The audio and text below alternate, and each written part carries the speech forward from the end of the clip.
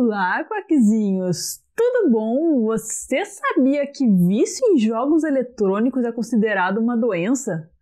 Pois é, nesse vídeo a gente vai falar sobre isso, vamos falar sobre vício em jogos eletrônicos, vamos falar também sobre transtorno dos jogos eletrônicos, sobre aspectos biológicos, vou trazer também alguns contrapontos sobre o fato disso ser uma doença, enfim. Nesse vídeo a gente vai explorar a temática de uma forma bem bacana, beleza? Então, se você quer saber mais sobre isso, fica comigo até o final do vídeo. Mas, antes eu vou dizer que eu sou a Mai do Quack. E, por favor, se você quer mais temas de redação, quer saber sobre o Enem, quer acompanhar a gente, se inscreve no canal, ativa as notificações, deixe seu comentário.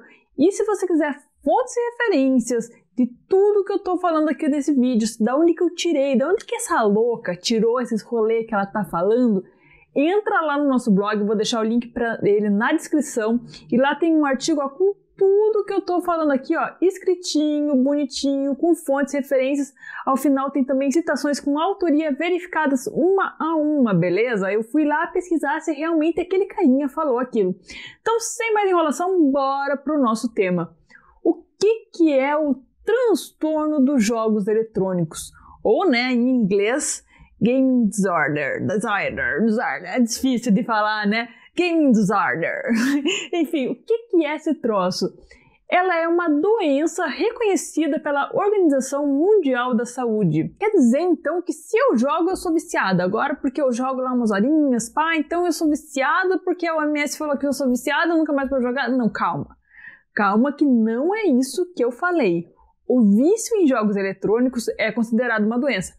Porém, existem vários critérios para isso ser considerado um vício. Primeiramente, assim, de uma forma mais geral, a pessoa, para ser considerada um vício, ela tem que priorizar sempre jogar sobre outras atividades, sabe? Ela tem que deixar de fazer atividades cotidianas para estar jogando. Isso tem que ter uma certa continuidade. Sendo mais exata sobre isso, para ser considerado vício pela OMS, a pessoa tem que seguir, ó, esses padrões. Primeiro, o comportamento tem que persistir por mais de um ano, então é um bom tempo jogando sem parar. Além disso, ele tem que ter gravidade suficiente para comprometer o funcionamento pessoal, as relações familiares, sociais, educacional, profissional e outras áreas. Ou seja, só é considerado vício quando chega a ponto de a pessoa deixar de fazer outras coisas, começa a interferir nos relacionamentos e tudo mais. Aí, nesse caso, se ficar persistindo por mais de um ano, aí então é considerado um vício. Bom, além disso, agora que a gente já sabe o que é o tal do transtorno, como que é considerado um transtorno e tudo mais, vamos falar um pouquinho sobre os aspectos biológicos desse rolê? O grande rolê é que quando se torna um vício, ele é muito parecido biologicamente com outros vícios. Como assim, Mai? Me explica? Claro que eu explico. Seguinte, a sensação que a pessoa viciada sente, ela é bem parecida com uma pessoa que sente outros vícios. Como assim? Quando a pessoa joga, existe aquele sentimento de benefício. E esse sentimento ele é ocasionado pela dopamina. O que acontece? Essa dopamina é uma substância do nosso cérebro e ela é responsável pelas sensações de prazer. E ela é motivada pela recompensa. Imagina a seguinte situação, você tá lá jogando, sei lá, Super Mario, que Super Mario é legal, todo mundo joga, todo mundo conhece, universal, né, gente? E pegou estrelinha lá, pegou cogumelo, matou todos os bichinhos, passou de fase, você tá felizão. Quando você passou de fase, é liberada a dopamina. E daí bate aquela sensaçãozinha de prazer, de, eu sou muito top porque eu passei do Super Mario, né? E daí você pensa, poxa, eu vou jogar outra fase, né? Porque essa sensação é muito boa. E daí você joga, e daí libera mais dopamina. E você joga outra e passa de fase mais dopamina. E isso vai virando um ciclo. A grande maioria das pessoas consegue dizer, poxa, chega de dopamina por hoje, já passei muita fase, já zerei muito Mario e tal. Agora eu vou lá comer, vou lá tomar meu banho, vou lá sair com meus amiguinhos. Porém, a pessoa que é viciada, ela tem dificuldade em dizer, poxa, agora eu vou parar de dopamininha por hoje e vou tomar meu banho. E a pessoa continua jogando, e jogando, e jogando, e jogando. E daí ela deixa de tomar banho um dia, no outro dia deixa de sair com os amigos. E isso que é o problema, quando isso se torna um vício. Poxa, mas tem que ser mesmo uma doença, Mai? Afinal, tem que ser considerado uma doença? Acho que não é tudo isso, joguinho e tudo mais. Então, Para apresentar um pouquinho dos contrapontos sobre isso, eu trouxe o pensamento de vários especialistas que trazem algumas coisas que a gente deve ponderar na hora de considerar os jogos como uma doença. O primeiro deles é o seguinte: existem pais que não sabem lidar com a questão do jogo. Como assim? Poxa, normalmente, por exemplo, os meus pais, provavelmente os pais de vocês também, são pessoas que são um pouquinho mais velhas e elas não cresceram jogando online igual a gente cresceu. Eu cresci jogando muito online, para ser bem honesta. E assim, eles não têm o mesmo entendimento sobre o jogo que você tem. Então a visão deles é muito diferente da sua.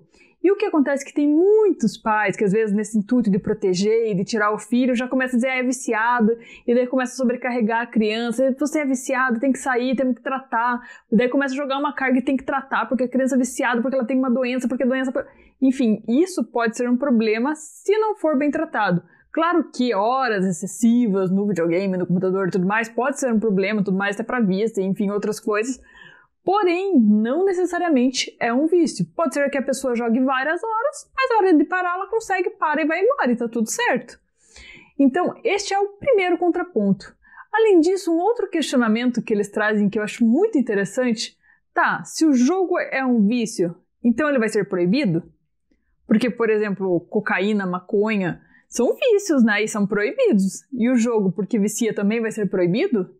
E isso fica um questionamento aí no ar, né, gente? Poxa, não tem nada muito claro sobre como que a gente vai lidar com esse vício, né?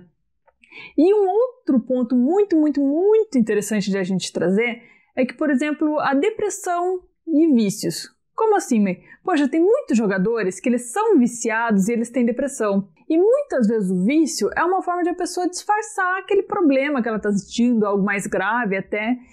E se a gente começar a tratar o jogo como vício, pode ser que o problema aconteça o seguinte: você vai tratar o vício de jogo e você não vai olhar o problema maior que tem nisso. Por exemplo, no caso de uma pessoa que tem depressão, você está tratando um pontinho aqui, mas tem algo muito maior aqui que é uma depressão. E poxa, o que ocasionou essa depressão? Então, nesse sentido, é importante tomar cuidado quando se considera o vício em jogos como uma doença. Por hoje foi isso, foram os contrapontos que eu trouxe. Claro que tem vários outros e talvez tenham vários outros pontos positivos sobre ser uma doença, porque vamos tratar de uma forma mais legal, vamos começar a entender melhor e tudo mais.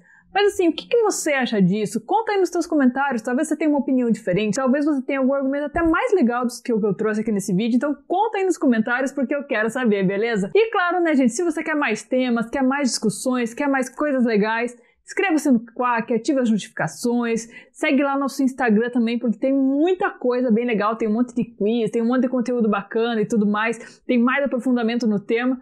E também o nosso canal no Telegram, que é t.me/quackredação, beleza? Muito obrigada, gente!